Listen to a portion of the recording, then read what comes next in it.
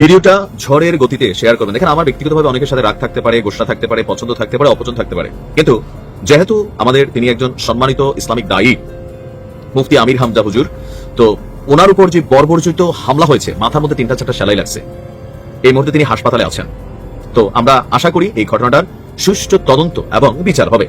গেল কয়েকদিন যাবৎ মুফতি আমির হামজার বিভিন্ন রকম বক্তব্য আসলে সারা বাংলাদেশকে তোলপাড় করে রেখেছে। দেখছেন যে কিভাবে তারা চড়াও হচ্ছে মুফতি আমির হামজার উপরে।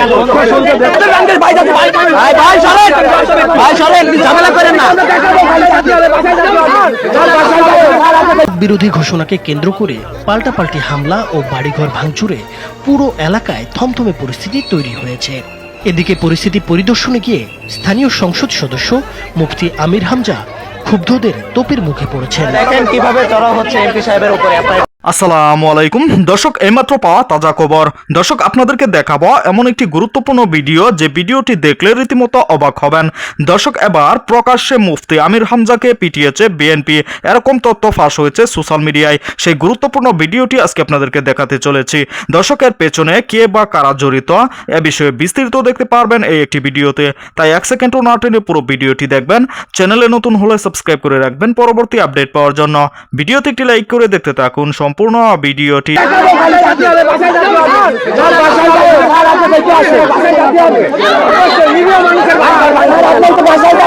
আরে ভাই যাবে তো, এই দেখি সরেন, এই সরেন সরেন সরেন, তার ঘরে দেখে আসুন, তার ঘর পরে কেউ আসেন না। এই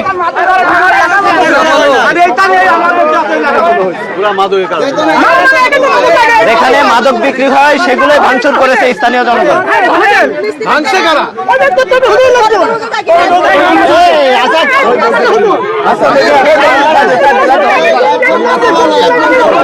এই দেখি সরেন সরেন সরেন। ওনারা বলছে যে তাদের ঘরে নাকি হামলা করেছে।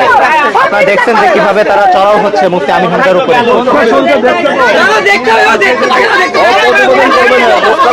দেখেন কিভাবে চড়াও হচ্ছে এমপি সাহেবের উপরে, আপনারা একটু দেখেন।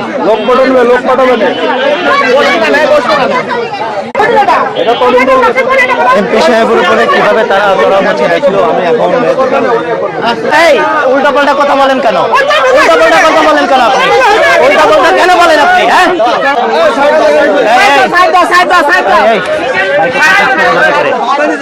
মাইকে প্রোটেক্ট করেন। দেখি দেখি দেখি দেখে চলেন।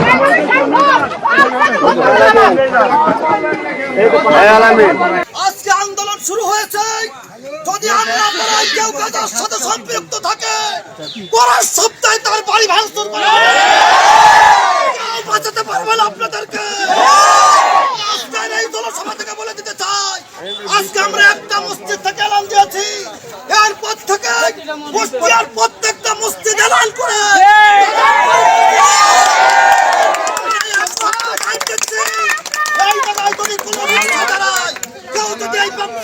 সম্পৃক্ত থাকে, সে হয় নামাজি হয়ে যাবে, অন্য এই হামলা করার তার কোনো বাস হবে না। আমরা যে কোনো সময় ডাক দিলে আপনারা আমাদের সাথে ডাকে ছাড়া দেবেন। আজকে আপনারা জানেন আমরা শুধু একটি মসজিদে এলান দিয়েছি, এরপরে আমরা মাইক এলান দিয়ে এই কাজে ঘরে এই ব্যবসায়ীদের সাথে ওই তারা থাকবো না, আমরা থাকবো। আমরা বিশেষ করে বলতে চাই, এই যে ডাইরেক্ট সাদারাই আজ থেকে আমরা তাদেরকে চিনি, এই সপ্তাহে প্রকাশ করি নাই, এরপরে তাদের ছবি চালাইতে ভাই মরে সাথে সম্পৃক্ত থাকবে, তাদের বাড়ি ভাঙচুর, তাদের সন্তান, তাদের গাঁজাখোর হিসাবে এই জায়গায় বড় করে সাইনবোর্ড টানানো থাকে। এই তারা জানেন আজকে আন্দোলন শুরু হয়েছে। যদি আমরা কেউ কাজের সাথে সম্পৃক্ত থাকে, পরের সপ্তাহে তার বাড়ি ভাঙচুর করা হবে। কুষ্টিয়ায় মাদক বিরোধী ঘোষণাকে কেন্দ্র করে পাল্টাপাল্টি হামলা ও বাড়িঘর ভাঙচুরে পুরো এলাকায় থমথমে পরিস্থিতি তৈরি হয়েছে। এদিকে পরিস্থিতি পরিদর্শনে গিয়ে স্থানীয় সংসদ সদস্য মুফতি আমির হামজা ক্ষুব্ধদের তোপের মুখে পড়েছেন। দেখেন কিভাবে চড়াও হচ্ছে এমপি সাহেবের উপরে, আপনারা একটু দেখেন। গত 20 ফেব্রুয়ারি শুক্রবার জুমার নামাজ শেষে কুষ্টিয়া শহরের চর আমলাপাড়া এলাকায় একদল মুসল্লি জড়ো হয়ে মাদক বিরোধী বক্তব্য দেন। এ সময় উত্তর চর আমলাপাড়া জামে মসজিদের ইমাম তরিকুল ইসলাম ঘোষণা দেন, কেউ যদি মাদকের সাথে জড়িত থাকে তবে পরের সপ্তাহে তার বাড়ি ভাঙচুর করা হবে। এমন হুঁশিয়ারির পর থেকেই এলাকায় চাপা উত্তেজনা ছড়িয়ে পড়ে। কুষ্টিয়ার প্রত্যেকটা মসজিদে লাল করে। এরপর অভিযোগ ওঠে, ওই বিক্ষোভে অংশ নেয় কুষ্টিয়া শহর যুবদলের যুগ্ম আহ্বায়ক মনোয়ার হোসেনের ছেলে আবু সাইদকে লক্ষ্যবস্তু করা হয়। বিক্ষোভে নেতৃত্ব দেওয়ার অভিযোগ তুলে স্থানীয় মাদক ব্যবসায়ীরা মনোয়ার হোসেনের চা ও ইফতার বিক্রির দোকান ভাঙচুর করেছে বলে দাবি করা হয়।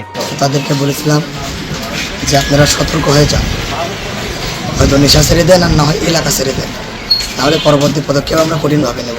ওখানে অবস্থান করা অবস্থায় ওই 15-20 জন ব্যবসায়ীরা এসে আমার দোকান ভাঙচুর করে। কবে এই ঘটনাটি? গতকাল কখন? 9:30টার পরে। এই ঘটনার পর উত্তেজনা আরও ছড়িয়ে পড়ে। পরে গতকাল রাতে ইমাম সহ স্থানীয় কিছু বাসিন্দা অভিযুক্ত চর কুটিপাড়া এলাকার কয়েকজনের বাড়িতে হামলা চালান।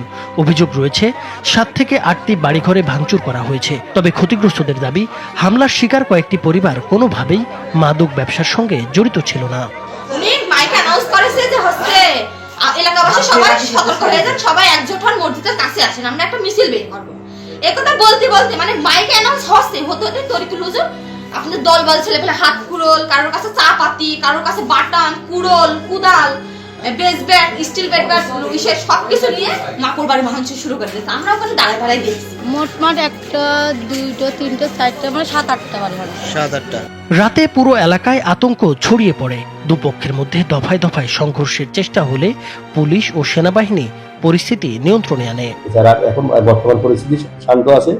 গতকাল আমরাও ছিলাম, র্যাব আসছিল, আর্মিও আসছিল, সবাই মিলে এলাকা আপাতত শান্ত করা হয়েছে। এদিকে পরিস্থিতি পরিদর্শনে আজ সকালে এলাকায় যান স্থানীয় সংসদ সদস্য মুফতি আমির হামজা। এ সময় ক্ষুব্ধ স্থানীয়দের তোপের মুখে পড়েন তিনি। বর্তমানে পুরো এলাকায় থমথমে পরিস্থিতি বিরাজ করছে। আইন শৃঙ্খলা বাহিনী জানিয়েছে, পরিস্থিতি শান্ত রাখতে টহল জোরদার করা হয়েছে এবং ঘটনায় জড়িতদের বিরুদ্ধে আইনগত ব্যবস্থা নেওয়া হবে। দেশের বিভিন্ন স্থানে কার্যক্রম নিষিদ্ধ থাকা অবস্থায় আওয়ামী লীগের কার্যালয় খোলার খবর নিয়ে প্রশ্ন তুলেছেন জাতীয় নাগরিক পার্টি এনসিপির মুখ্য সমন্বয়ক নাসির উদ্দিন পাটোয়ারি। একই সঙ্গে তিনি জুলাই গণ অভ্যুত্থানে হতাহতদের ঘটনায় দায়ীদের বিচার এবং রাষ্ট্রীয় সংস্কার প্রক্রিয়ার অগ্রগতি নিয়েও জনসম্মুখে ব্যাখ্যা চেয়েছেন। প্রিয় দর্শক, সম্পূর্ণ ভিডিওটি দেখলেন, অবশ্যই বুঝতে পেরেছেন ভিডিওটি গুরুত্বপূর্ণ ছিল। দর্শক, এই ভিডিওতে যে তথ্যগুলো আপনারা পেয়েছেন এ বিষয়ে আপনাদের কি মতামত তা অবশ্যই কমেন্ট করে জানাবেন এবং পরবর্তী আপডেট ভিডিওগুলো সবার আগে পেতে চ্যানেলটিকে এখনই সাবস্ক্রাইব করে রাখুন। এই মুহূর্তে বিদায় নিচ্ছি, দেখা হবে পরবর্তী কোনো ভিডিওতে। সে পর্যন্ত ভালো থাকুন, সুস্থ থাকুন। আসসালামু আলাইকুম।